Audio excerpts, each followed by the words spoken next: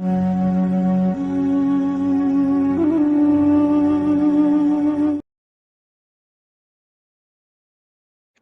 Everyone.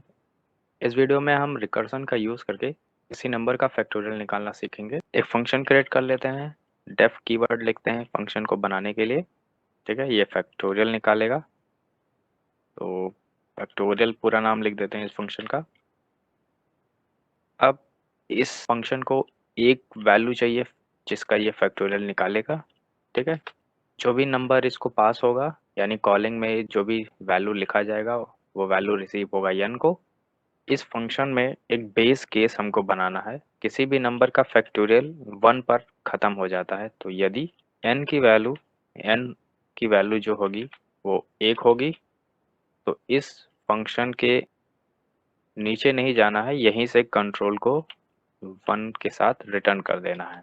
अगर n की value 1 होगी तो ये कंडीशन सही हो जाएगा और कंडीशन के सही होने की वजह से ये रिटर्न स्टेटमेंट रन होगा और 1 वैल्यू कॉलिंग वाली जगह पर रिटर्न होकर चली जाएगी। और जब ये रिटर्न स्टेटमेंट रन होगा तो इसके नीचे के स्टेटमेंट तब रन नहीं होंगे। मान लेते हैं n की वैल्यू 1 नहीं है, तब क्या करोगे आप?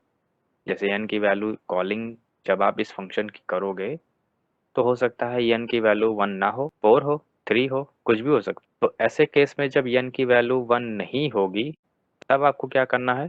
तब आपको उसका फैक्टोरियल निकालना है। जैसे मान लेते हैं इस फंक्शन को कॉल किया गया और वैल्यू पास किया गया 4। तो 4 के केस में क्या होगा? 4 की वैल्यू को मल्टीप्लाई करेंगे 3 के फैक्टोरियल से। तो फैक्टोरियल किसका? 3 का, यानी n-1 का। ठीक है, तो अगर n की वैल्यू 4 है तो 4 इंटू 3 का फैक्टोरियल। अगर n की वैल्यू 6 है तो 6 इंटू 5 का फैक्टोरियल। तो ये फार्मूला होता है किसी भी नंबर का फैक्टोरियल निकालने का। आपको उस नंबर को मल्टीप्लाई करना है उसके एक कम के फैक्टोरियल से। तो ऐसे केस में क्या होगा? ये फैक्टोरियल निकालेगा और जो भी फैक्टोरियल इस जगह पर हमको मिलेगा वो फैक्टोरियल रिटर्न हो जाएगा इस फंक्शन से। ठीक है, फंक्शन कंप्लीट हो चुका है। ये रिकर्सिव फंक्शन है, मतलब ये खुद को कॉल करेगा नेक्स्ट वैल्यू के फैक्टोरियल को निकालने के लिए। इस फंक्शन को कॉल करके देखते हैं। वैल्यू कुछ पास कर देते हैं, मान लेते हैं हमको 5 का फैक्टोरियल चाहिए। एक चीज ध्यान ये दीजिए, ये फंक्शन वैल्यू रिटर्न कर रहा है तो रिटर्न की गई वैल्यू को आपको स्टोर करने के लिए या तो कोई वेरिएबल्स बनाने होंगे या आप डायरेक्ट उसको प्रिंट फंक्शन के अंदर भी लिख सकते हैं। तो हम यहाँ एक वेरिएबल क्रिएट कर रहे हैं एफ नेम का, जिसमें वो रिटर्न होने वाली वैल्यू असाइन होगी और फिर असाइन करने के बाद में हम उसकी वैल्यू को स्क्रीन पर प्रिंट कर ले रहे हैं। ये आउटपुट है इस प्रोग्राम का। देखिए इस फंक्शन ने 5 का फैक्टोरियल निकाला और उसको रिटर्न किया कॉलिंग वाली जगह पर और कॉलिंग वाली जगह से वैल्यू असाइन हो गया एफ में और एफ की वैल्यू प्रिंट हो गया 120। ठीक है, अब इसको समझते हैं थोड़ा डिटेल में कि ये वर्क कैसे कर रहा है। मान लेते हैं फैक्टोरियल निकालने का एक फंक्शन लिखा हुआ है। फंक्शन का नाम फैक्ट है, बाकी सारी चीज़ें आपको वैसे दिख रही हैं, थोड़ी बहुत चेंजिंग है।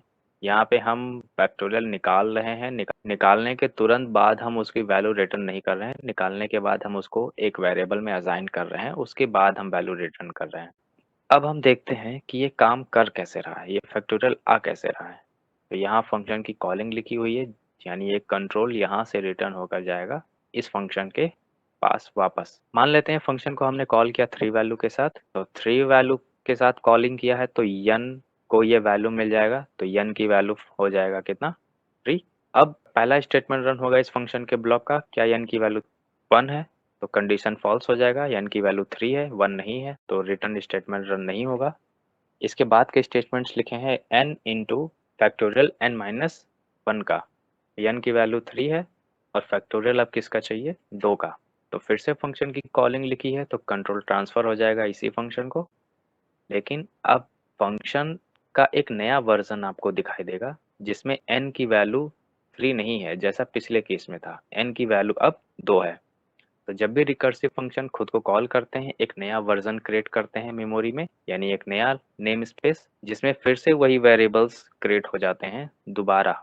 तो n की वैल्यू इस कॉलिंग में 2 है और फिर से कंडीशन चेक होगा इस फंक्शन के लिए क्या n की वैल्यू 1 है, कंडीशन फॉल्स, रिटर्न नहीं होगा यहाँ से कोई भी वैल्यू।